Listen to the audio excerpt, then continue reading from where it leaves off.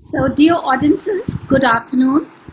I hope all of you are doing well, taking care of yourself, and following all the precautions for social distancing, etc.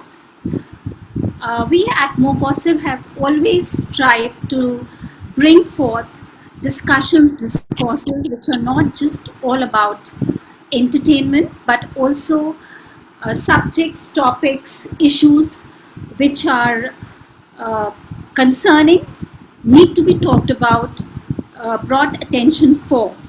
And in this trail, in the current times when we all are facing a lot of distress, a lot of uncertainty, we thought a discourse on life and miracles.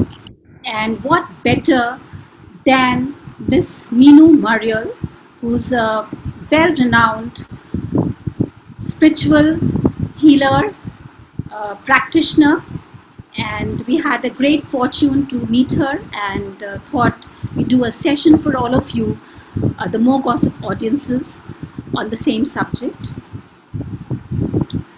With these words, I give you a little introduction about Mynoo Maryel. She is, as I said, she's a very well-known healer, spiritual healer and practitioner.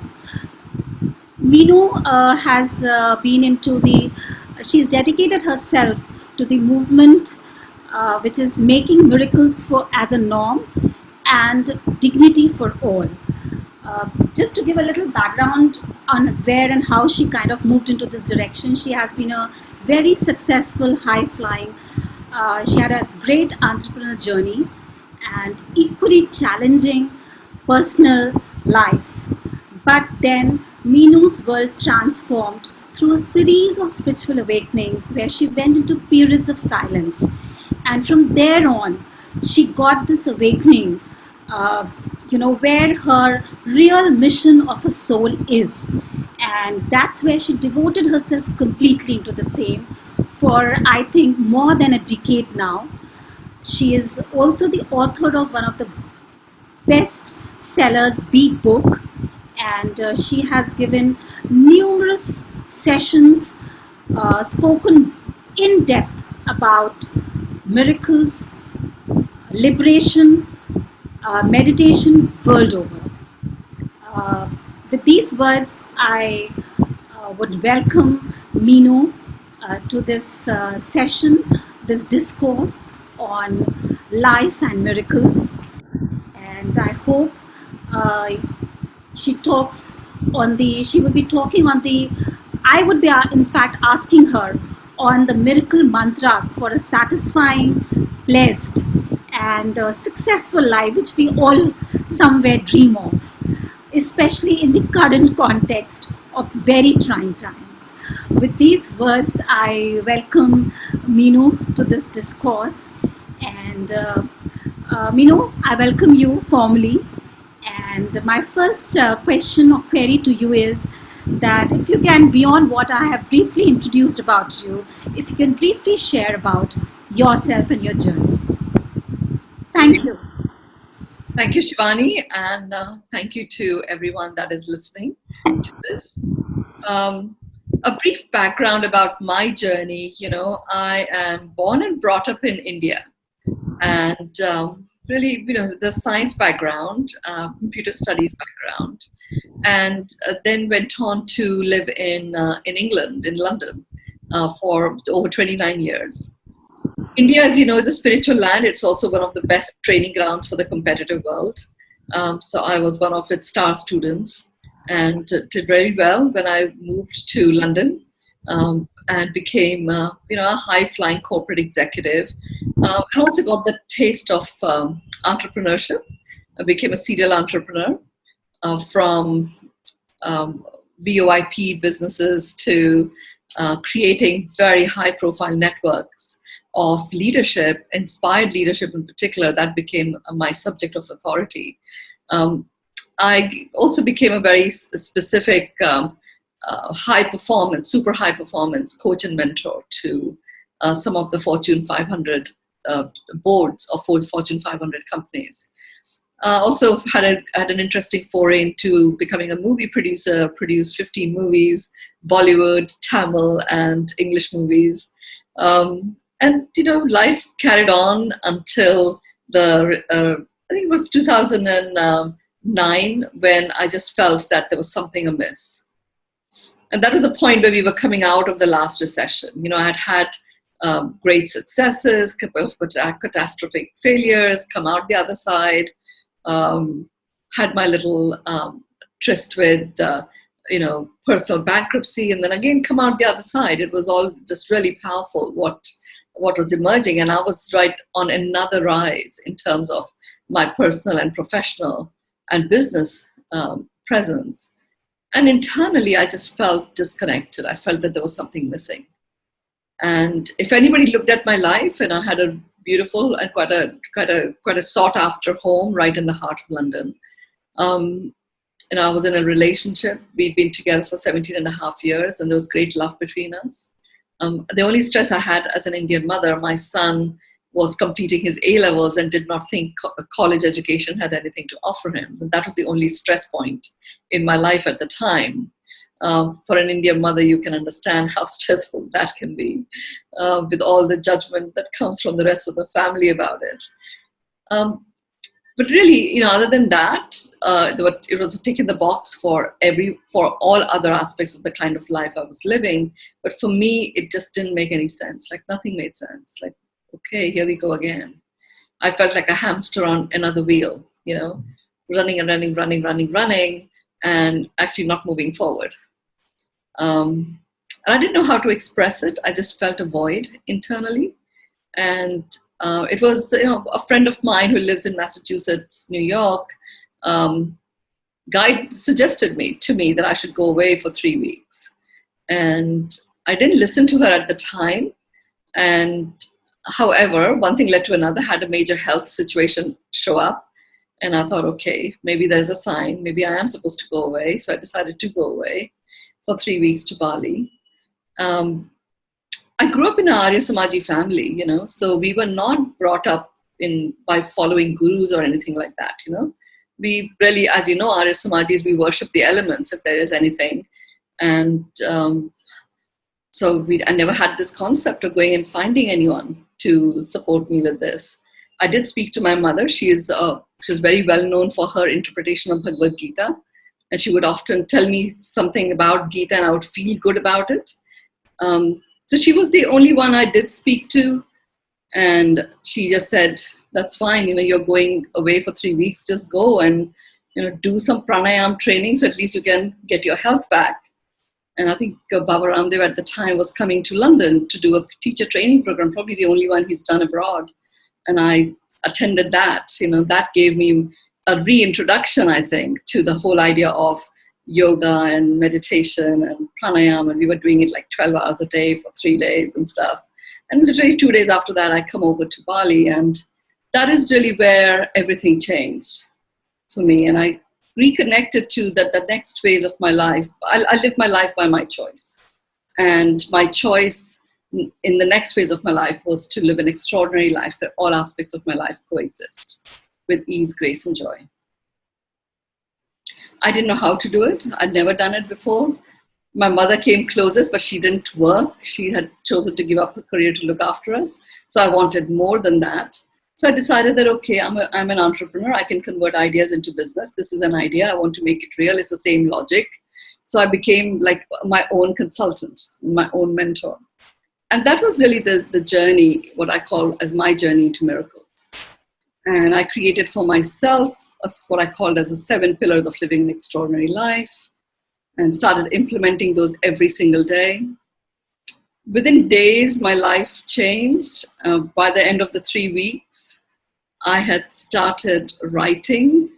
And before that, I wrote bullet points and presentations and business plans and business reports. And now I was writing all this profound stuff, and it's like, wow, I would read it and I would think, I don't even think like this, how. And then after a while, I just thought, why worry about where it's coming from? I've written it. I saw myself write this. So why don't I just implement it? My life doesn't match what I've written. Let me implement it. And I started implementing it. And then by the time I came back from Bali to London, it was clear that my life in London was complete. I was going to complete my relationship. I was going to wind down my interest there, and I was going to move. And I mean, I decided to move to Bali via Australia and reconnected to the calling of my soul. Went through a whole series of awakenings. And I seriously thought that I had actually retired and I lived in my villa in Bali, and it was all really wonderful. That 3-week journey became 9 years. But in that time, I must have rebirthed, I don't know how many times. Because and every time I would have a spiritual awakening, and I calculated it every time there was the spiritual awakening moment, that there would be an intense period of about 100 hours. So I've had a whole series of 100 hours where every time this would occur, a new gift would appear for me. You know, the first time it was a gift of writing, and my writing began with poetry. And then the next time it was writing, but it was like really deep stuff that I was writing, you know. And then I went on and became a painter and started painting and all sorts of quite interesting stuff. And then, you know, I started really reconnecting to quite interesting bodies of work about the human body, about anxiety and depression. You know, what are the causes of it? How do you combat something like that? Vibrant vitality, you know, gratitude and peace. What is the key to peace? My use of magnetism to solve environmental problems. A whole variety of bodies and bodies of work that started coming to me. And I connected to the calling of my soul. It was clear to me that I'm here for a reason, and my reason is to connect humans and humanity to the miracle that they are. And a miracle being where something beautiful occurs that makes your heart sing. And the fact that a heart is beating, that is the song of the heart. It's only a matter of making the connection. And my role is, and my job that I've taken on in this lifetime is to bring that awareness to people and to give them the gift of their own miracle lens, so they can find miracles in every area of their life. They can manifest miracles in every area of their life. Could be business, could be personal life, could be health, could be relationships, anything at all. And that's what I started doing, you know. And by this time, I'd spent several years, and then I started, you know, taking people into my journey into miracles, so they could experience it for themselves, what it was like. You know, really getting rid of all the autopilot saboteurs that we create, and they lodge themselves in our subconscious. We aren't even aware of those. And then from that, to break free from it and land in your own unique mastery, which puts you at the source of your life. I started doing that very powerfully, and it was clear that I was looking for what is at the root cause of you know, most issues that make life less fulfilling for us. And it was through that investigation of what is at the root of what makes life dysfunctional or not fulfilling, I discovered that it is actually dignity. You know, and dignity is something that we are born with. We are born with 3 things. We're born with choice, we are born with dignity, and we are born with our own unique mastery. In relationships, choice, we are always choosing. Even when we choose to make no choice, we are choosing that. Even when we choose to give our choice to someone else and we choose to say we have no choice, we are choosing that. So we are always choosing. Dignity is honoring of our own worthiness, and nobody can take it away from us. Nobody can give it to us. We ignore it, or we forget about it. We push it to one side. And that's really where we start ignoring our own worthiness, and we give ourselves permission to ignore that in others and in nature itself. So dignity is, yes, it is about the human, but it also is about dignity in everything. You know, a tree has value when it's chopped. In the forest, it has no value, so forests got chopped. And we were all impacted by an environmental crisis. You know, and that also comes from this whole dignity piece. So I got that. I decided that, right, you know, I'm going to take that on as something that is to be, that remembrance of dignity is to be brought back. And our unique mastery, which puts us at the source of our life, which is really the whole body of the work that I do and I bring forth. What I had not envisioned uh, is that I would return to the world of business. I sincerely thought I had retired and I was going to do this. I was going to do this in my own way. And life was all set up for me like that. And at this point, I'd got to a stage where I 100% follow my inner guidance. If I'm guided to do something, I do it. If I'm guided to not do something, I don't do it. You know, however logical it may seem, if my guidance is no, it is a no, and I don't do it. So then my guidance really took me to the world of leadership. And I came to India after having done the World Dignity Forum, seeding of the World Dignity Forum in Los Angeles. I came to India and decided to co-create a business that I had done previously with my business partner, Gaurav Gupta, that puts me right at the heart of business. And it's all about creating a playing field of extraordinary results for business, where unprecedented performance, operational excellence, and transforming quality of life go together. And all of it happens with ease, grace, and joy. And we are doing that. We're creating a collective of businesses that are implementing these personal transformation experiences for their own leaders, as well as implementing some very, very hard-hitting, nuanced, laser-focused strategies that transform the results in business. So even in India, businesses have gone from, with growths of ninefold, tenfold.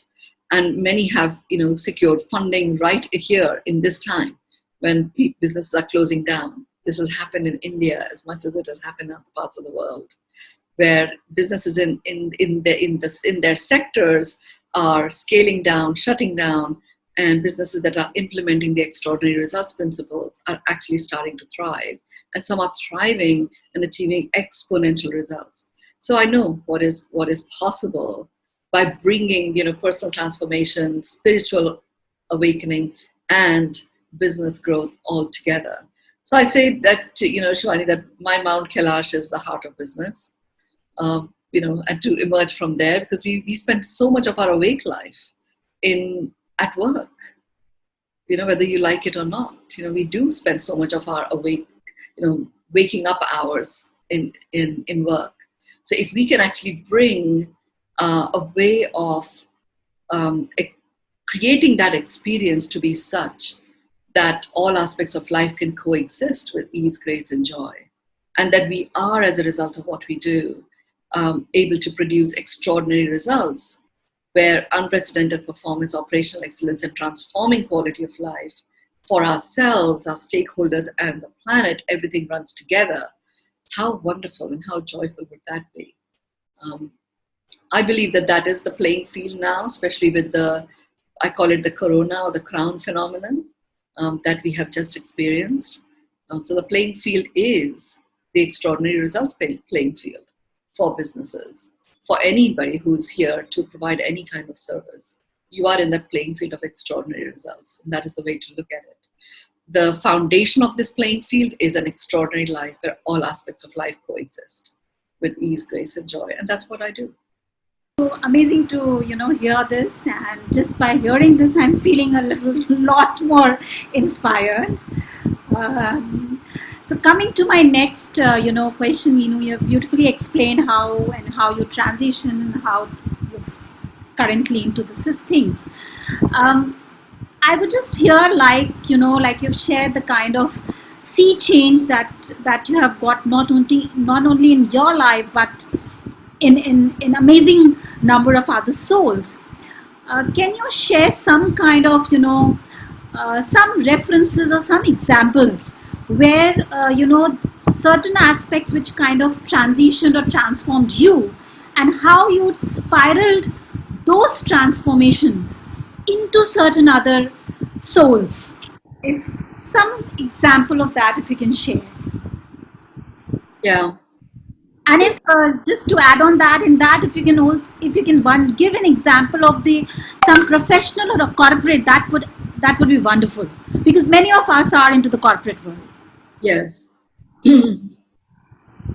So I think the key thing that's interesting about me doing the work that I do is because I come from a corporate background. I come from a background of really hard-nosed, cutthroat business results focus, right? And I've had the opportunity of studying and role modeling some of the most amazing, inspired leaders in the world, which most people don't necessarily have.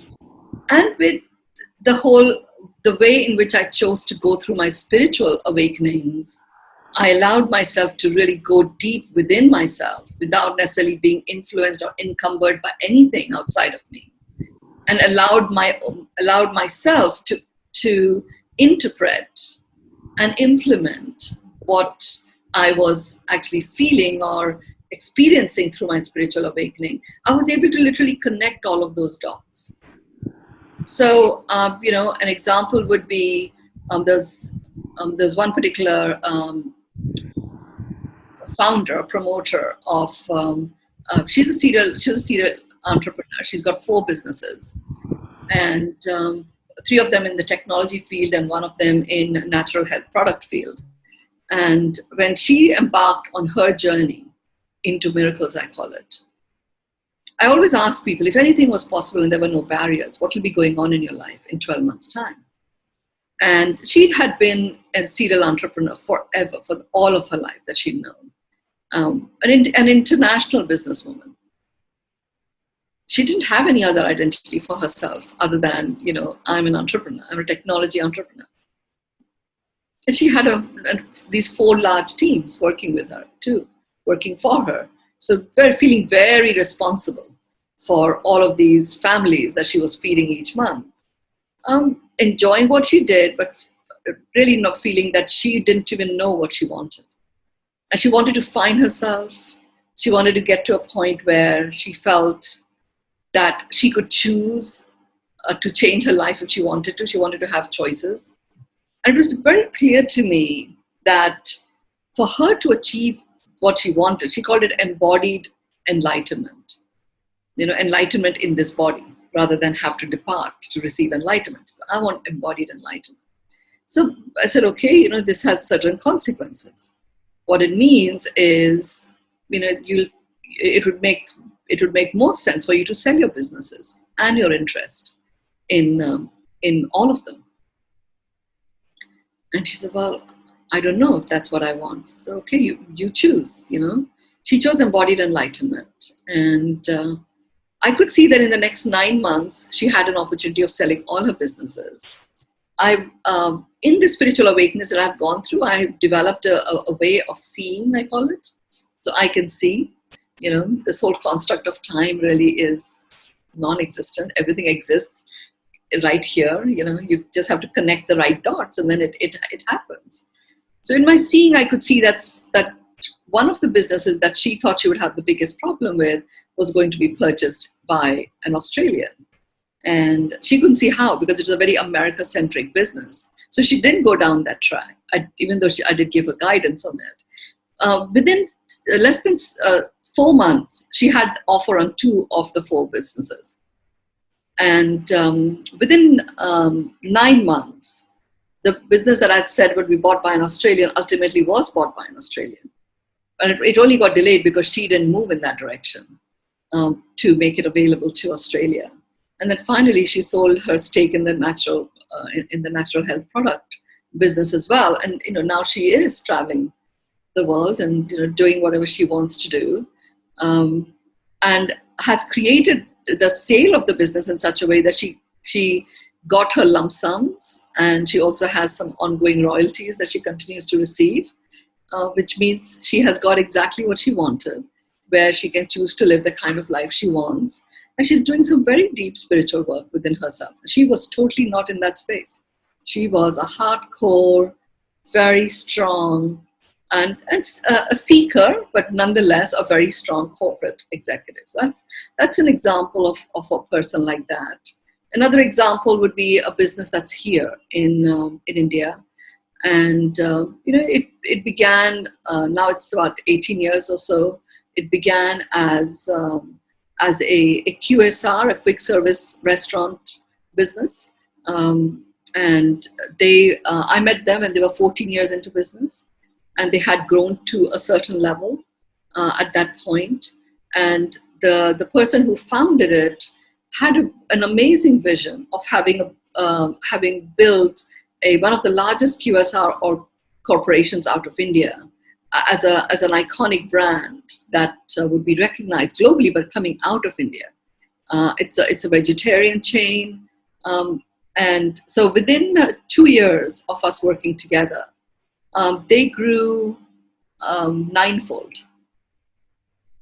And I remember when I first began working with him, he would often say, "Okay, Meenu ji, ye to theek hai, par business pe kab kaam karenge?" Now, when I had my original sessions, when I take anybody on, I go into, I have a lay of the land, which is very business. So I have a pretty good, they also know that I know what I'm talking about in terms of business. And then I start the work with them.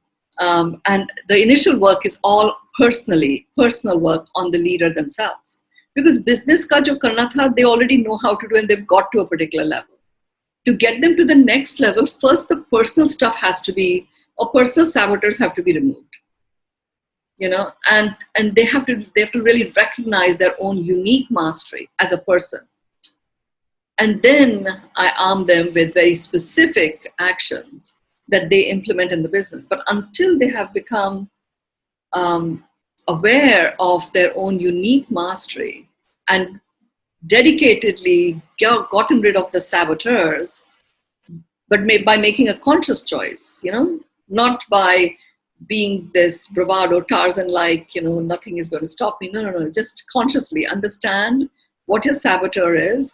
And I go to take them through, they discover it, and I teach them how to get rid of it.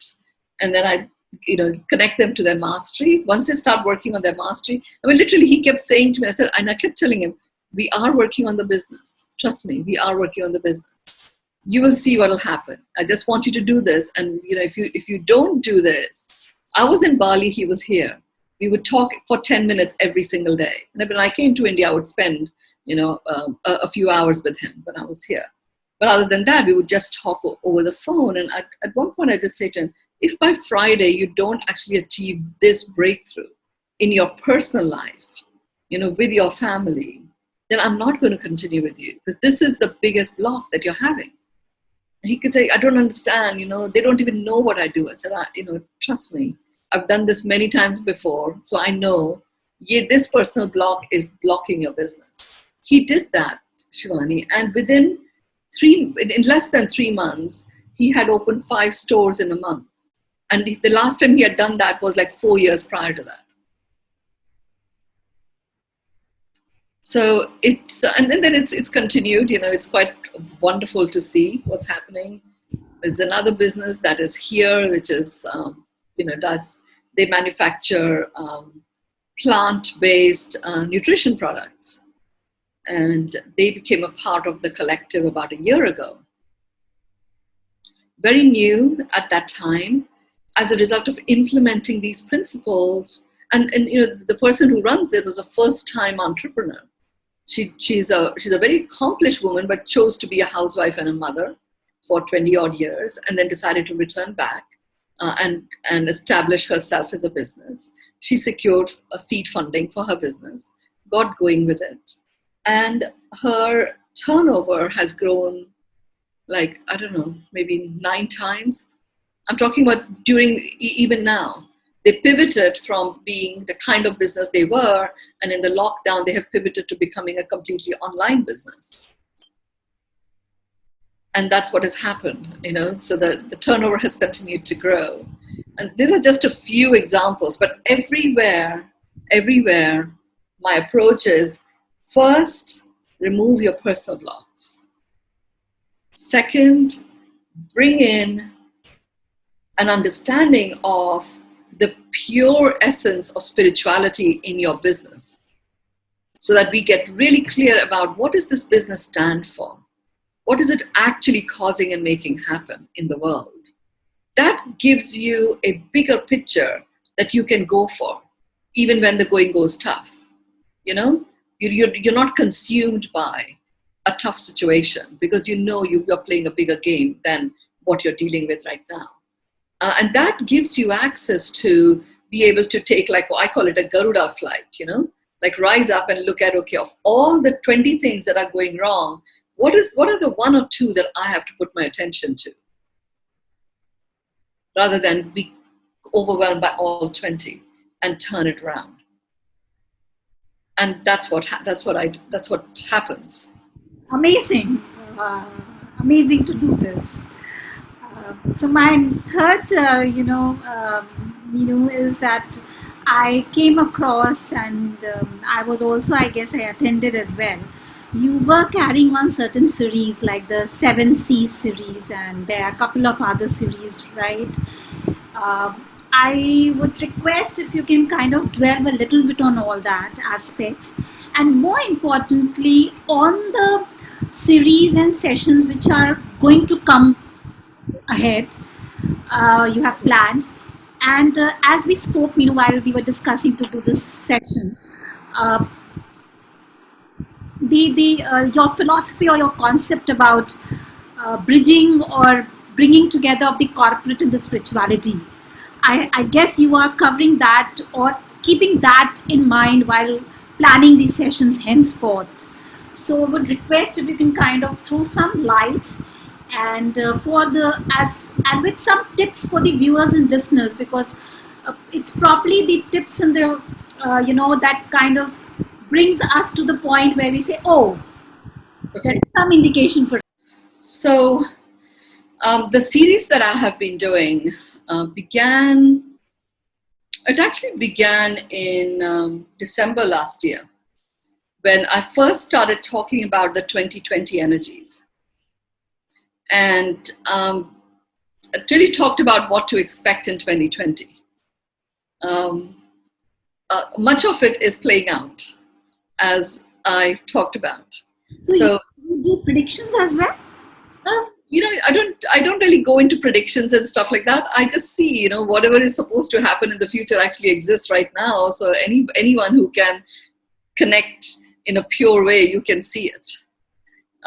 So yeah, I can see. So that it was on that basis that I talked about that 2020 is a year where it's a year where everything moves very, very, very fast. It's a year that has been written about in all the scriptures, all the ancient wisdom texts and scrolls. All the seers have talked about this particular year. And this is the year where all the elements in all their might come forth. It is a year that the earth rebirths itself. And it can choose to start over like it has done in the past. And we are all working to uplift the vibrational frequency of this planet to such an extent that it chooses to transform itself as a part of rebirthing rather than starting all over, which is what it has done in the past. I did talk about the space that we were entering was a space where, like a massive portal which will open up for souls who feel that they are done to depart. So we will probably see a large number of those departures taking place in 2020. And it's a year where whatever you are vibrating multiplies catastrophically or multiplies exponentially. So if you are in a high vibe, that will rise up stratospherically. And if you're in a low vibe, that will suck you down, catastrophically. That's just the way this year is panning out, 2020. And I talked about that fire was going to be the element that would come in first. And the intention of fire was to anchor the energy of fire as an element, which is a destroyer, and it is also a creator by transmutating the state of that which it has destroyed. So that energy will literally like burn off that which no longer serves us, and in the burning from the ashes will be a transmutated state that would become available for new creation. And that began with the Australian fires, and then we had that whole experience of it. I talked about this. The next element that was going to come in was going to be air, And that showed up with the virus. The virus was the air piece. And now they're talking about air, right? And I've been saying this about that it is air from the very beginning, that this is an air thing that is going on. I talk about that the intention of this is to literally blow off any illusions and delusions that we might have anchored as our reality. And it is going to redefine what we call as the new norm. And that is what has happened. It's literally, I saw that it was going to redefine the foundational pieces of what make up the new norm. And that is what has occurred. The element that follows is water. It was earth, and then followed by water. And we are in the process of all of that playing out. The earth's role is to anchor the new norm, and that also has occurred in terms of the anchoring of the new norm. And I'm going to talk a little bit about that. So all of that was happening, in the latter half of last year. During January, February, I was doing what I called as salons in different parts of the world, just really sharing with people what was going on. And I would, people would ask me, what does 2020 mean for me? And I would tell them to each person what that meant for them and how they could best leverage these crazily fast moving energies of 2020. And then, of course, we had the whole, I call it the crown phenomenon or the COVID phenomenon that played out. And it brought the entire world to a grinding halt in some ways. And it's like quite a huge crisis that the whole world started going through together. And suddenly we were all navigating through the unknown. And that began my first set of series around this particular time. I called it Navigating the Unknown. And it was a 4-part series. Each time I talked about different sections. All of this is available on my YouTube channel, which is Miracles with Mynoo Maryel, that you can share a link with your listeners and watchers. And then once we completed the Navigating the Unknown, what was clear to me is, okay, unknown is the known. So now it's time to look at what next. And then we embarked on a series that we called as the Journey into the 7 Seas. And it was a little bit like a journey into the 7 Seas, except it was C, the letter C. And what that did was there I shared the characteristics of the energies that make up the new norm. And they include certainty, they include choice, they include co-creation, collaboration, coexistence, celebration, and coherence. And each of these C's, how you work with it, how do you actually get to it, what is available to you when you actually work with it in this deep way, is what is covered in this particular series. Having completed the 7 C's, it was time to embark on the next piece, which is relationships.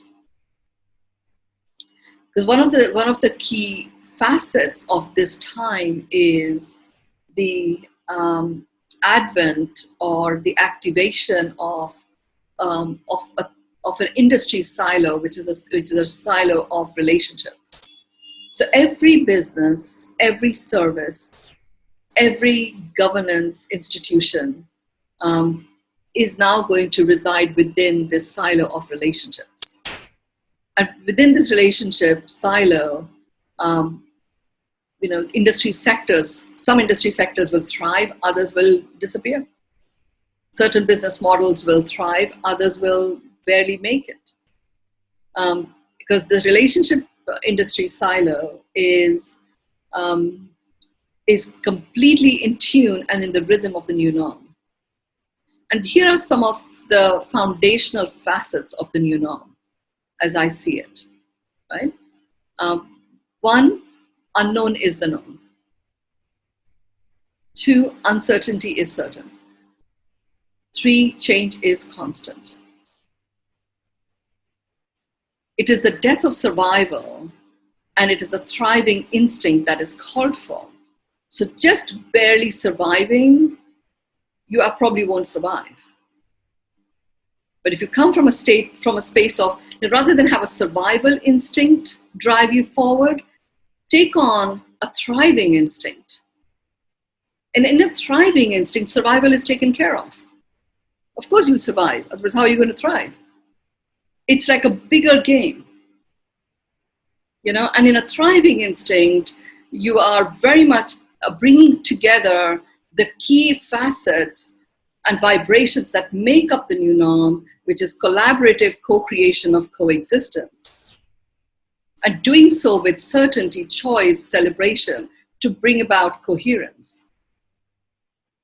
Another foundational facet of the new norm is that it is not simply about alignment. It's not just about getting aligned, getting your team aligned, getting yourself aligned. It is actually about becoming so vigilant that you constantly feel that you are in flow.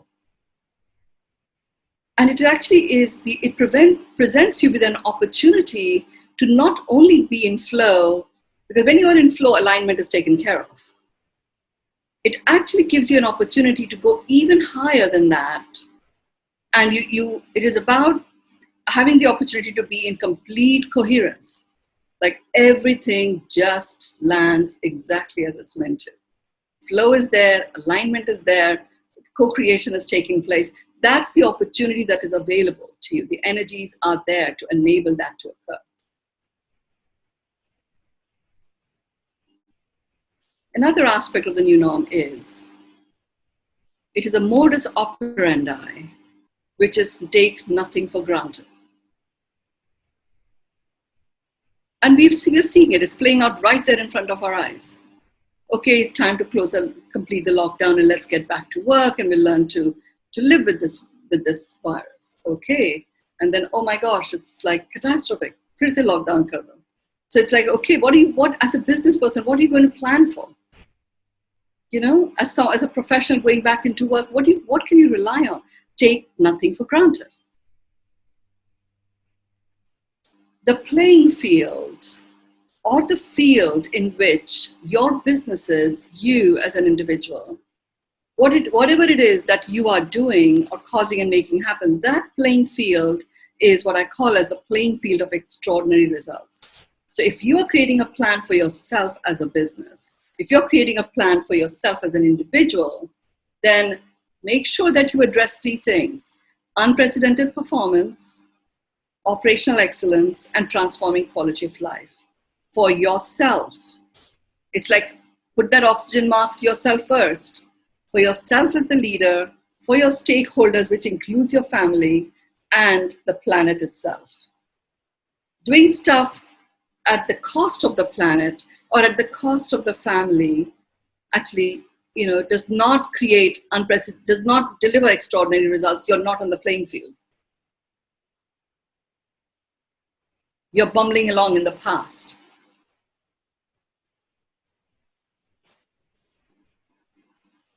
So having said that, that's the foundation on which we are building now.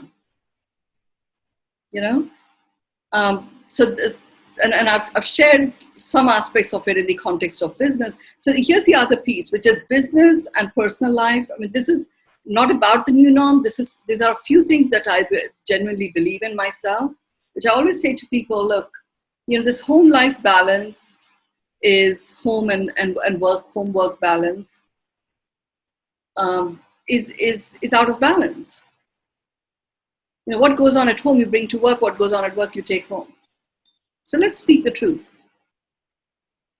And when you get to that state, when you start really saying the truth of what is, you can actually have all day work, all day play. What this time has done, I call it the crown phenomenon, and it will be referred to as such in the future. What this time has done is it really has given people an opportunity to reflect and know what is really important for them. And to my business leaders who are part of our collective, I kept saying to them, and I still say that, your biggest challenge is not going to be whether or not you will be able to gain traction for your business. You will, because you guys are already in the field of extraordinary results. Your biggest challenge is going to be getting your talent back. Recruiting and retaining the the people who've gone off to their villages, even if their life, even if the quality of life has changed in terms of material values, their quality of life has actually become enriched in terms of connectedness. So it's going to take something for you to actually bring them back. This, what has occurred, is akin to the Industrial Revolution, where in the Industrial Revolution, joint families broke up, became secular families. People left the villages and came into cities. And look at it, people can't even travel in between states, let alone international travel. And I'm one of those voracious international travelers, right? So people are, once they've gone back and they haven't gone back, they recognize they've actually gone forward. They'll find a way of co-creating, collaborative coexistence wherever they are at. So as a business, if you're thinking about how do we recruit new customers? How do we recruit the right people to come and join us? I would say to you that focus your attention on re-recruitment. Once we've recruited, we just... One interruption. When you say focus on re-recruitment, you use the word re-recruitment. Yes. What I mean by that is people who already are a part of your business, people who already are your customers, staff that already are working for you. The energy that you will put to recruit new people, focus your attention on that. Because the ability you now have is literally, there's a multiplier effect in terms of productivity. Because the system that you had created where everybody congregates in one humongous place have been broken completely. And not only have they been broken, you actually had a time to adapt to this new way of working. Right? So you've actually created systems that enrich and enhance productivity. Focus on re-recruitment, as a strategy, as your growth strategy, as opposed to recruitment. And in your re-recruitment will arise new staff, new clients will come from re-recruiting your existing ones. And I also am saying this to the leaders of the businesses that I'm working with, which is, re-recruit yourself. Do you remember when you created this business? What was that like? Did everybody agree to you that you go ahead and create this business and it's going to be wonderful? You had like at least 50-50, if not more, people saying, what are you doing? Are you off your head or something? And you did it. You created it. You grew what you created. Now re-recruit yourself so that you are at that level. Because at that time, remember, it was unknown. Nothing was certain. You were giving it your best shot. Those are the characteristics of the new norm. And when businesses show up in this space, coming from the baggage of the past, of what they know, and they land into this space where unknown is the known, the whole foundation goes away. And you can then go into a deep dive, collapse into a big black hole, or you really know the lay of the land, which is unknown is the known, uncertainty is certain, change is constant, thriving instinct is what counts, take nothing for granted is the modus operandi. Okay, now that's it. Grow from there. What does that mean for you personally? What does that mean for your role in your family? What does that mean for your role in business? What does that mean for your products? Approach it in that way. It puts you in the space of creation. And you know that in a space where unknown is the known, you actually become open to co-creation, which is again the energy of this time. So you're then starting to surf a wave as opposed to fight against it. And since thriving instinct is what counts, there is no need to fight against the virus or fight against anything. Let's learn to live with it. Let's learn to appreciate sameness in each other, as opposed to focus on differences and build from there.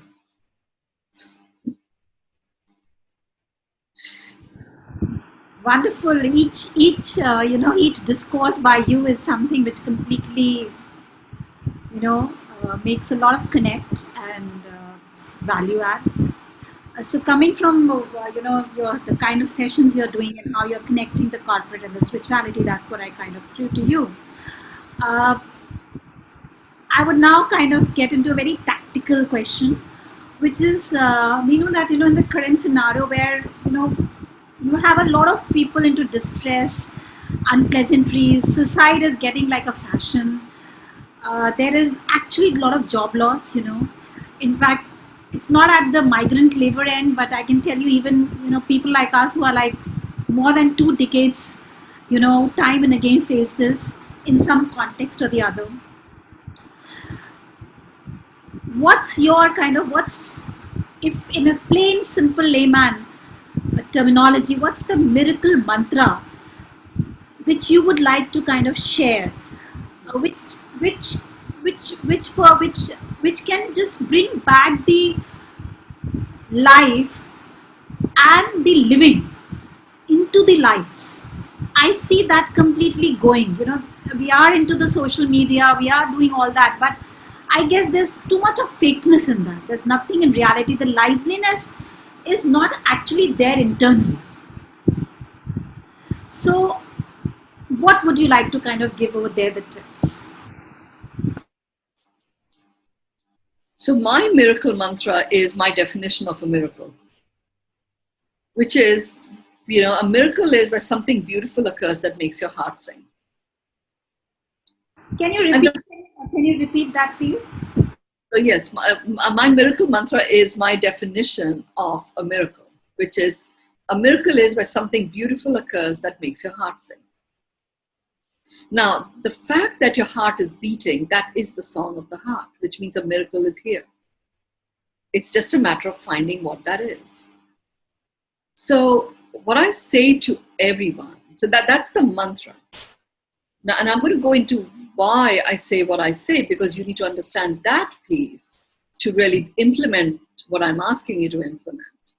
So first, let's focus on how do you find what's making my heart sing? And I say to people, don't worry about bells and whistles and stuff. The bottom line is your heart is beating, it is singing. So there is a miracle here. What is it? What is it that's causing your heart to sing? So you may experience a job loss.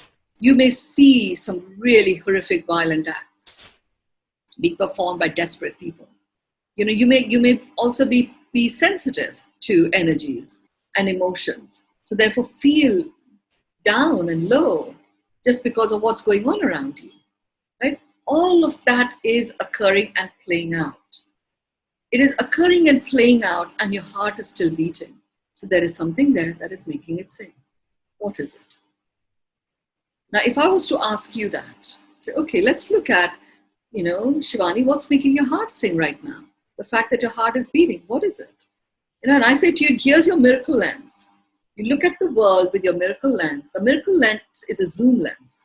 It literally zooms in and shows you what is real. It's a lens that only focuses on facts, gets rid of stories and delusions, or any meaning that you might put into it. So if I was to, for myself, use the miracle lens and say, okay, what's making my heart sing right now? I would say the fact that we are having this conversation, the fact that you're asking very, very powerful, very relatable questions, and there are some really useful answers that I know people can practically do something with are coming out. I can hear myself talking and it's articulate. The color of my kurta, the breeze that's flowing through your hair, right? So I say to people, it's a zoom lens. Just bring it closer and closer and closer to you. What's making my heart sing right now? It could be the texture of your hand. It could be the fact that you can even think or hear what I'm saying. There are many people who don't have that privilege, right? So within a few moments, there are so many things that we've come up with that you can already see. And they're facts. They are facts. There's no ambiguity about it, right? So the more so this has happened within moments. And each second is rich in many moments. And there are at least 60 seconds in a minute, and 60 minutes in an hour, and so on. So literally within a few moments, we have found so many things that are making my heart sing. And you will do the same for yourself. If you just allocated a minute to it, it'll be stuff making your heart sing will be coming at you from all directions. You do it for 10 minutes. What happens is it gets you into a state of abundance and flow. There's like free flowing abundance of what your body is sensing and present to that is making your heart sing. And when it does that, lack goes away. And you also understand that however fearful or regretful you may be experiencing the world around you, the reality is rich in abundance of moments that are still making your heart sing.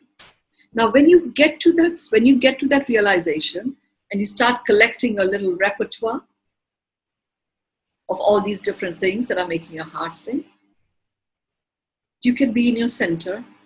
Now you can make choices and decisions of moving forward and doing whatever it is that you wish to do. But when you're overwhelmed with sadness, upset, anxiety, then it's difficult to move forward. So that's one really important piece to get. Regardless of whatever is happening, if your heart is beating, it's singing. So what is this? Why is it singing? What is it picking up? Find that.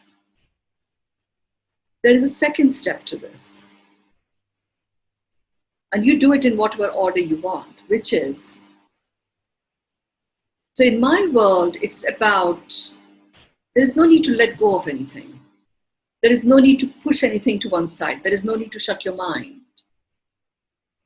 There is really about honoring everything that you are present to. Because when you dishonor your own worthiness by, shutting this off and shutting that off and stuff, you're actually depleting your own life force. It takes away vitality from you. It diminishes your mental prowess, and then emotionally you start to become weaker.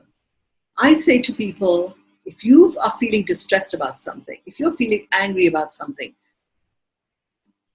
recognize that.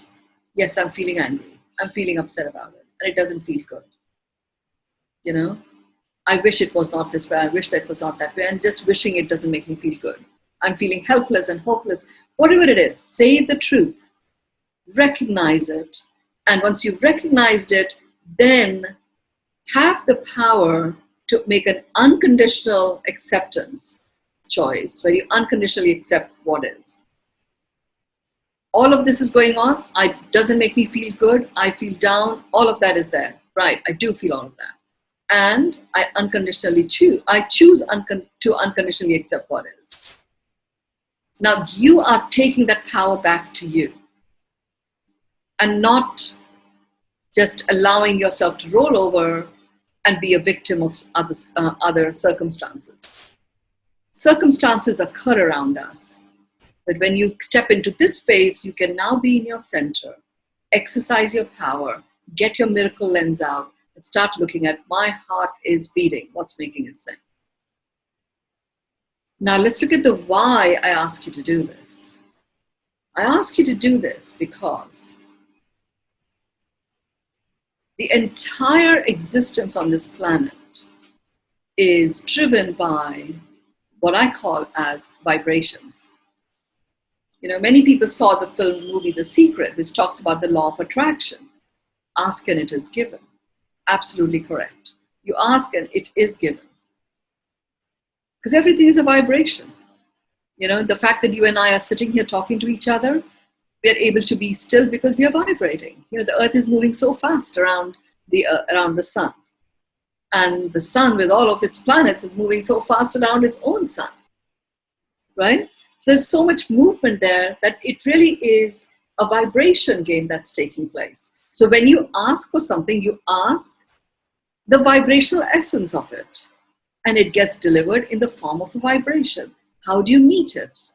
You meet it by matching your vibrational frequency to whatever it is that you've asked. by using the miracle lens, lifting yourself up to be very present and conscious of what is making your heart sing. You're starting to up-level your own vibrational frequency. And when you do that, you are working in a very interesting way with your partner, the universe. The universe is actually not even a partner. The universe is like a servant, the most amazing butler, if you like, or servant who's there to serve you. सारा ब्रह्मांड हमारी सेवा के लिए है. सारा ब्रह्मांड आपकी सेवा के लिए है. You know? So the universe is here to be in service to you. And how does the universe work? It has only one modus operandi, which is it applies a multiplier effect. And it applies the multiplier effect to whatever it is that you're vibrating. So if you're vibrating anguish, anxiety, the universe goes, aha, she likes that, multiplier effect applied. You get more things to feel anxious and anguished about. So when you use your miracle lens, it is the easiest way. You don't need to brainwash yourself. You don't need to do any positive thinking. The miracle lens is showing you what is here right now that's making your heart sing. It's factual. Your brain is completely in gear. Your mind isn't going here and there because it can see it. Yeah, it's there. You know, her hair is blowing with the wind and it does feel good. Yes, it looks good. You know, it's unequivocal. The universe says, okay, she likes it. Let's show her more miracles. That's what happens. That's my mantra. You can do this in business as much as you can do it, in your personal life. There are other very specific things that I ask business leaders to do as well, and I'm happy to share one or two of those. And more of it, if anyone is interested to know more about our business collective, where these collection of ventures we specifically choose to groom them to deliver extraordinary results, time and time and time again, then they should get in touch. Through you, get in touch with us, and my colleague Gaura will bring them up to speed. But I'm happy to share 2 or 3 things if you would like me to. Yeah, you can for sure share that, and you can also share any link or contact you wish to share. You can specify that also, so that they also hear it. We'll obviously there would be a kind of a brief write-up along with this, but if you can say that, it directly goes as well, and you can share that. Okay, so just a few tips for if you are in business or a professional or someone who is looking to return to work. Know that everything is a vibration game, first of all. So just be very vigilant about what are you actually vibrating at any point in time. And like I said, use your own miracle lens to up-level your vibrations, so that the universe can apply its multiplier effect. So if you want to feel positive, fulfilled, joyful, accomplished, delivering amazing results, experiencing the that pride that comes from achieving great success, then start looking at what is it that you have done in the past where you had those experiences, so that your mind can completely be in sync with, this has happened before. It's something you've experienced before and you really like it. The universe is just taking the cues and it will start creating a multiplier effect. That's one. The second thing I always say to people is, before you rush into anything, ask, is this mine to do? Ask, is this mine to do? And if the answer is it is not yours to do, don't do it. If it is something, and that is, I'm talking about very busy business leaders. I say this to them also. Before you rush and go ahead and start doing things, because it may be that you're just using an old pattern of getting sucked into doing. Whereas you have an opportunity to only do that is yours to do and allow the rest to flow, because sometimes when we are overdoing it, flow doesn't happen. Just as it starts to flow in the right direction, we go and do something else. So the flow stops, But if you actually allow yourself to only focus on what is yours to do. So ask this question, is this mine to do, before getting into action. A third thing that I would say is to understand the difference between management and leadership. You know, um, leadership is about setting and managing context. Management is all about content.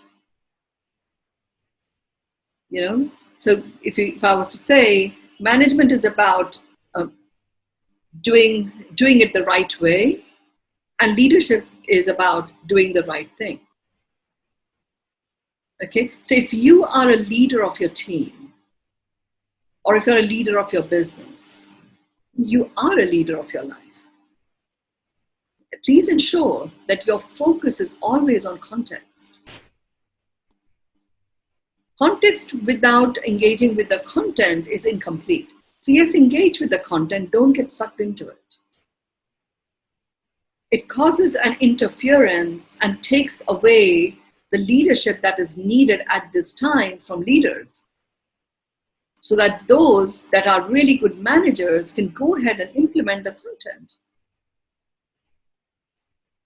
So that's a really, really important piece. Understand the difference between leadership and management. And leadership, like I said, is context. Management is content. Focus your attention on context, setting and managing context. That is what is going to provide the direction for those who are actually going to be focusing on content. The other piece that I talk about in the context of business leaders is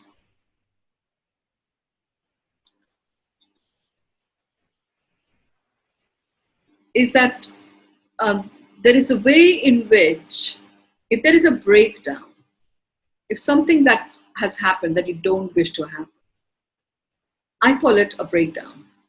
First of all, say the truth for what it is.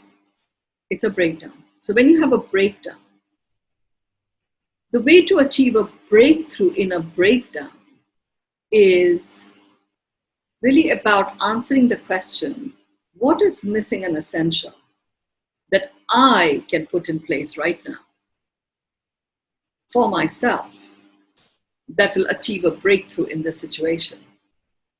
What usually happens is that there's a breakdown. There's mayhem. So many things went wrong. We get sucked into content now, right? What went right? What went wrong? What could we have done about it? All that discussion, and an action plan gets created. You know, and lo and behold, people start running around doing the action plan, and many of those actions, some deliver, some don't deliver. There are more breakdowns. But when you are operating as a leader and you want to actually achieve a breakthrough in the moment, you focus your attention on, okay, right, wrongs, we know. We can address all of those things. What can I put in place myself right now? And from that space, what can I put in place in my organization or in my team that is missing and essential that will achieve a breakthrough? You know, so for example, there was one particular, in this time, many businesses have gone, you know, like they just can't operate. And there are others where their whole customer base has just evaporated all of a sudden, you know, and so then some of them have pivoted and others haven't. So that we were having a discussion about one particular business that was very rapidly going down this phase where they were not able to grow as fast as they expected to. And when we did this whole breakdown to breakthrough strategy, what we got was, that's one of the places where this whole re-recruitment piece came in, which is what is missing and essential for the leaders of that business was a belief in the business itself. So they were going out there trying to recruit new customers, but they themselves had lost the belief. They themselves had bought into the fear. So at the moment they would show up, this whole fear energy would show up. Customers didn't even want to talk to them. They were canceling appointments. So it was like, okay, what's missing and essential is a re-recruitment of myself as a leader of this business. And that has been the key to many of our businesses in this time of lockdown, where they have achieved Some of them have got investments in, some of them have signed new contracts. Like really big, huge contracts have been signed by businesses when other businesses in their industry sector have collapsed. It's coming from this way of achieving a breakthrough when there is a breakdown. And here's the other key piece. The bigger the breakdown, the bigger the breakthrough. So every time there's a breakdown, it's an opportunity to go, yes, it's time for a new breakthrough. And I can go on and on, but these are a few things. I can go on and on.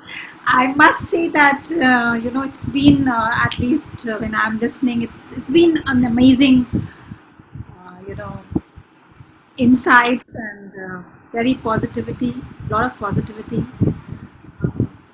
It's been very extremely enriching. That's one word which is coming very strongly. Fascinating.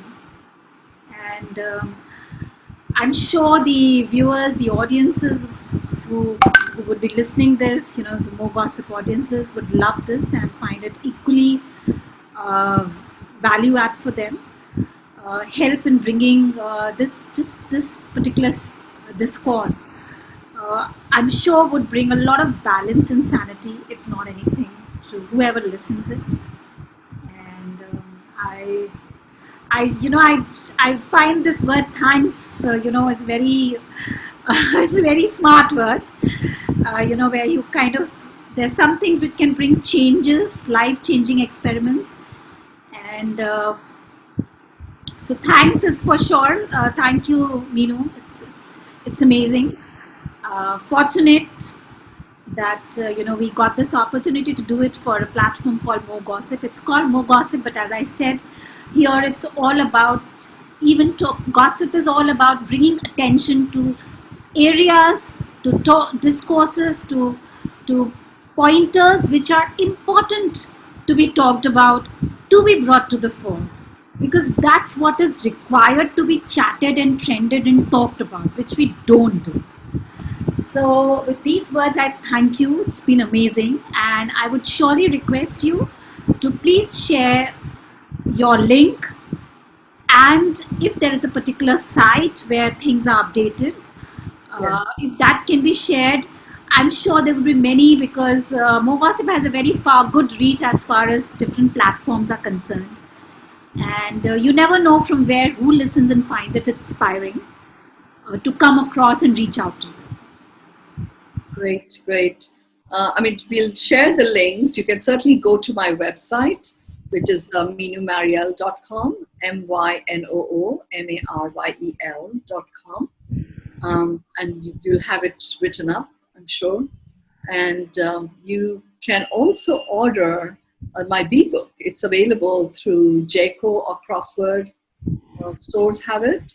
And the audiobook of the B-book is available to be downloaded also now. And I think right now they're doing a promotion, so it's actually available for people to download for free with the free download of Audible. So you can just go ahead and download that. It's narrated by me in my voice. My YouTube channel is Miracles with Mynoo Maryel, so you can go ahead and look at that. Facebook is Mynoo Maryel, so you can go there. Instagram, Twitter, they all are the Mynoo Maryel handles. So yes, I look forward to connecting with your viewers and your community. Thank you. Thank you. Thanks. Thank you.